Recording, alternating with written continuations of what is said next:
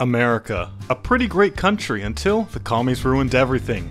Enter the Enclave, a group of true American patriots who wanted to bring back this great country the same way it was founded.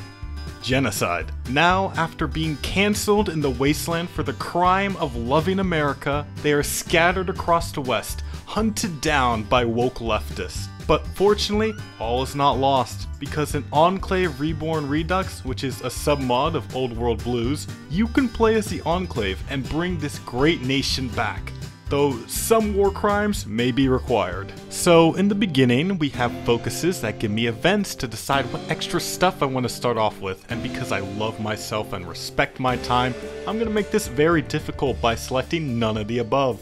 There is an event to trigger a challenge mode, but considering the scale of these buffs, I just know I'd be in for a miserable time. So, as we start, a big thing we have to worry about is the woke leftists eventually finding our last base.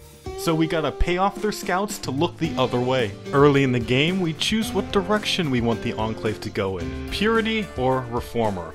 And while we could learn from the failures in Navarro and try to be more accepting of the people in the wasteland, I'm actually just gonna double down. President Anderson is gonna lead the Enclave to glory, and no mutant is gonna stop him. Now we have unlocked the full Purity focus tree, and as you can see, there's a very big focus tree, and a lot of effort was clearly put into it. To show that we're the real deal, we started using the US dollar again, and I'm sure our soldiers are very happy to be using this currency that the people around us are definitely gonna accept.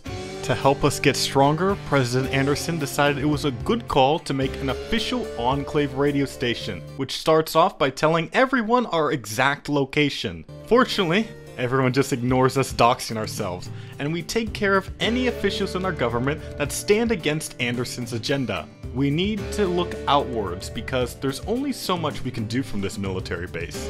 With New Reno distracted in a war against the Vipers, it seemed like the perfect time to come in and storm the city. Nobody was there, so it was practically free to take. With the city secured, we had options for how to deal with the locals. Their opinion doesn't matter, we just need to take away their factories.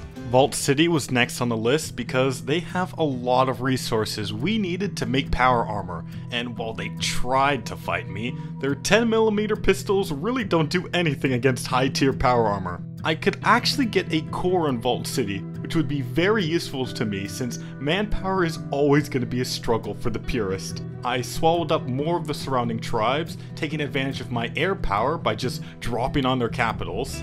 Our industry was getting better, our army getting stronger, and our soldiers getting happier trying out this cool game on their phones and computers. Patrolling the wasteland is pretty boring, but fortunately our soldiers can keep themselves entertained by playing this fantasy game that has PvP and PvE, where you can use hundreds of different champions ranging from humans, elves, lizards, orcs, demons, and much more, each with their unique designs. The rediscovery of Raid Shadow Legends in Vault City has been great for morale, and you too can have fun with it because they have great bonuses for new players with their 5-year anniversary. You'll get a big head start with 500,000 silver and the Epic Champion Lady Etessa, and more goodies once you reach level 25, like 500,000 more silver plus epic tier loot to support you. But that's not everything, because after signing up with my link, you can use the code Festival5 to get the Epic Champion Terrell and another 500,000 silver. Raid's been going strong for 5 years. Just in 2023, they added the Call of the Arbiter feature and mythical champions. Enjoy the fun of the live arena, fighting other players in 4v4 matches, or jumping into the Cursed City with 100 stages to clear with very challenging battles, but rewarding you with great champions for clearing it. The game is always in development, so there will always be more content to come. You can join my clan, the Alumni of College, and fight for glory on the battlefield by clicking on the link in the description. Speaking of fighting for glory though, the Enclave soldiers were ready for any tribal who tried to mess with them. The Jackals clearly had no idea who we were, and when they attacked us, were completely outmatched. They lost 106 men to only disable one of our power armor suits. While we build ourselves up, we got concerning news from the Mojave. Caesar's Legion had conquered Hoover Dam and was overtaking the Hidden Valley. As time went on though, it was becoming a lot harder to keep the NCR attention off of us, with the money the NCR scouts were demanding to look the other way becoming outrageous. I had to start the war against the NCR soon. I took some extra time to build up buffs so I could stand a chance against the hordes of NCR troops. And with the Legion shortly taking over New Vegas, I knew there was going to be a big problem later on, so I needed to take over as much of California as possible. I was going to start the war by paradropping the supply depots and easily mopping up the out-of-supply Californian troops. The paratroopers dropped successfully, but I was not prepared for the NCR's response to my power armor. Heavy tanks. Our finest power armor units couldn't scratch their armor. We couldn't even use our air to help them because the NCR had way more planes than us, so the units were quickly run over. Despite this, we were able to make some progress against the NCR due to some questionable tactics, but the combination of heavy tanks and being the constant targets of airstrikes means I can't push anymore. I get an encirclement and I can't even kill it because of all they have on me. The NCR later starts counterattacking me, but fortunately the power armor units can do well on the defense, even if it comes at great cost. We're pushed back to our starting positions, and we're in very rough shape. I'm desperately trying to make enough AA to deal with their planes and replace the power armor losses. Luckily, the NCR decides to take it easy on me at this point, letting me regain my strength and I get some extra buffs. I was gonna be in tip-top shape for round 2 of my offensive. Despite their heavy tanks, I got a breakthrough, surrounded some NCR troops, and even managed to kill an encirclement. A legendary achievement for us. I started pushing towards Sacramento, getting some more kills, and I got some really relieving news that the Legion declared war on the NCR. Followed by very terrible news that a tribe was demanding our land. I was just gonna ignore that for now and focus on killing the NCR, which became a lot easier now that 2/3 of the troops they had against me were gone. Finally, I was getting some progress, and all it took was for someone else to do a lot of the work for me. But I can't enjoy anything for long because another tribe came demanding my land. At least with Sacramento taken, I could spare some power armor units to deal with those savage tribals trying to third-party me. Despite me being distracted and them outnumbering me, those poor tribals weren't going to be having an easy time. The Vipers were eventually annexed, and the Thunderbirds were pushed away, so it was back to taking over California. The Shi barely had an army to defend themselves, and soon we were back in Navarro and could honor the victims of the Chosen One. The NCR soon completely collapsed as we liberated the Central Valley and Bay Area. I had to split the NCR with the Caesar's Legion, and I tried to pick a border that would be somewhat defendable when our war eventually started. But Caesar didn't want to waste any time. He wanted me gone and was gonna jump at this good opportunity to kill me before I became too powerful. I assumed Caesar was gonna be easier at least since he wouldn't have tanks or an air force, but I made sure my power armor units were more powerful to deal with the hordes of men he'd throw at us. The Brotherhood couldn't stand us also and thought we were cringe, so they prepared to declare war on us. I thought I was smart by holding the event to surround the Lost Hills bunker, but I didn't expect them to hit me with their teleportation beam, which would just banish half my army back to the capital. Still, the troops I had remaining were able to win because the Brotherhood only left one unit to defend their command bunker. As the war with Caesar approached, I felt pretty confident that our small but elite army would be able to hold against him. When their justification finished, Caesar wasted no time. There were 2 fronts I'd have to fight in, both California and Nevada, but it turns out I had underestimated Caesar. He had thousands of blimps flying for him, and they were giving me the AC-130 treatment. And to make matters worse, Caesar was probably encouraging tribes around me to raid for tribute. And the worst thing about that is that since it's a border conflict, it stole troops from fronts I was actively using, so the Nevada front got very bad. This forced me to move troops from the Southern California to push them back before they reached my capital, but because I did that, the Southern front was weakened enough for Caesar to start completely breaking my defenses. I'm trying to plug up holes, and it would just get worse. I started to feel helpless, so I tried to just fall back to more defensive terrain and buy myself more time to build up my army for a counterattack. But sadly, not everyone made it back to the defense lines, so there were some issues trying to defend our new positions, and of course I get hit by another raid, stealing 6 power armor troops. The Guardians saw what I was going through and decided it was time to pounce, giving me even more problems to deal with.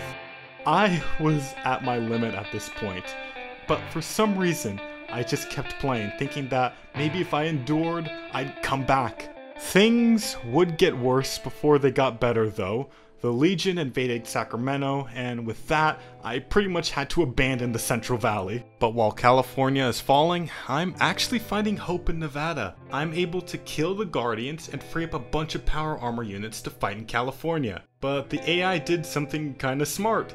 They exploited a hole in my front line in California and disrupted my supply route to Nevada, making it so the Legion could break through my defenses in this mountain pass. Once again, the Enclave was on the retreat, and going back to a very familiar line. It was kinda sad. We're supposed to have the best troops in the wasteland, but with enough bodies and blimps, we're at the brink. Caesar has been bombing everything he could in Nevada, and there's little we could do except invest in AA. We unlocked ICBMs as a wonder weapon, but sadly without California, we didn't have the resources to build one.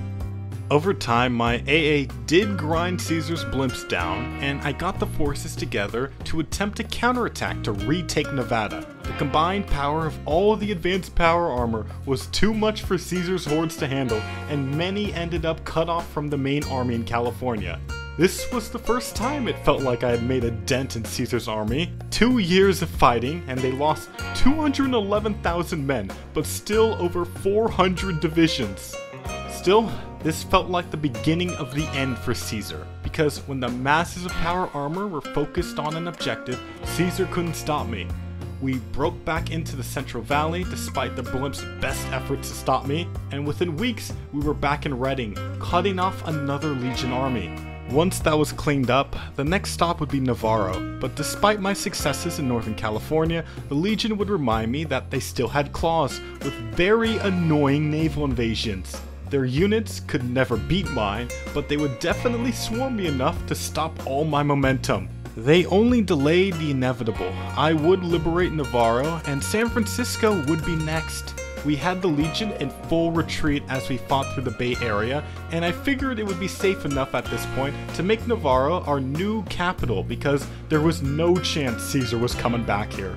The offensive through the valley was going great, and we were nearly back to our starting borders after years of fighting. I can only assume that Caesar was taking the news very well, because he would continue to order useless naval invasions, throwing another 1,000 men to their deaths, and started an invasion of Mexico for some reason. Once those naval invasions are cleaned up, Caesar's Legion is standing at a whopping 611,000 casualties, but at least I have managed to destroy half their army. With their invasion of Mexico, they left my front really weak, so I could just battle plan away and liberate the rest of California. Now I could carry out the Enclave agenda in California. As I get close to New Vegas, I realize that the front lines cannot handle all the impassable boundaries this mod added. The soldiers basically got themselves encircled because they would abandon other fronts, allowing Caesar to just snake behind them. I had to try my hardest to make sure these guys didn't die, which took a lot longer than it should have, to be honest. I was very burnt out at this point, but at least now, Anderson felt confident enough to declare America was back and we would free mankind from mutant tyranny. Whatever that means. To congratulate us on our victory, we received word of a fast-moving nuclear shell trying to hit one of our major cities. Apparently, the Legion had gotten access to some sort of nuclear artillery gun, and obviously, we weren't gonna let them keep it. So, I assembled a team of our finest pilots to carry out an airstrike against it in Los Alamos. But it's definitely not as needed when our enemy doesn't even have 5th generation fighters, or even 1st generation fighters. They still have a bunch of blimps. So the airstrike goes off without a problem, and America is safe from getting nuked again. We've finally taken the fight to Legion territory in Arizona, and there really isn't anything they can do to stop me. In his final days, Caesar just resorted to just trying to tilt me to death by sending snakes behind my lines to force me to slow down to deal with them. It was certainly an effective tactic because I was very tilted with how the Legion could just move troops in a desert wasteland without any access to supplies. I'm guessing all these guys are just powered by meth with how they're able to move quickly without access to food. I eventually just started setting garrison orders all over the southwest so the snakes would be automatically cleaned up. Soon, the Legion would no longer be able to terrorize the wasteland. Some of Caesar's allies had yet to surrender, but President Anderson felt that now was a good time to address the nation with its main threat to his existence destroyed. Here, he does more yapping about the mutant problem, and I think we all know where this is going. After dropping in on Heaven's Gate and walking to the Iron Alliance, an official peace deal could finally be made with Caesar and his goons. With control over both the NCR and Legion, America was unstoppable, with practically unlimited factories with the best technology. Still, there were mutants all around, oppressing innocent humans, and we had to make sure humanity would have a future. We got Mexico trying to declare war on us, but I don't get what the plan was here. They have 10% strength in all their divisions, so I'm guessing this is the AI just wanting to commit suicide by cop. There really isn't anyone around capable of putting up a fight against me at this point. So I'm just going around the map, dropping power armor on every settlement I can spot to make everyone join America. Some tribes fight longer than others, but it is just the same result every time. Even a nation as big as Texas still can't fight me longer than a few hours. America is back, and I'm happy to say that it's in a good place, under great new leadership. I hope you guys enjoyed this story of the Enclave remake in America, and remember to leave a like so more people will see this video, and subscribe for more good content to come. If you want to see another story of me playing a tiny warlord and turning into a world power, you should watch my Communist China playthrough over here. Shout out to my alumni on Patreon for funding my patriotic ambitions, and thank you to my sponsor Raid Shadow Legends. Remember to check them out using my link down below in the description. Hope you guys have a great rest of your day, and I hope to see y'all again.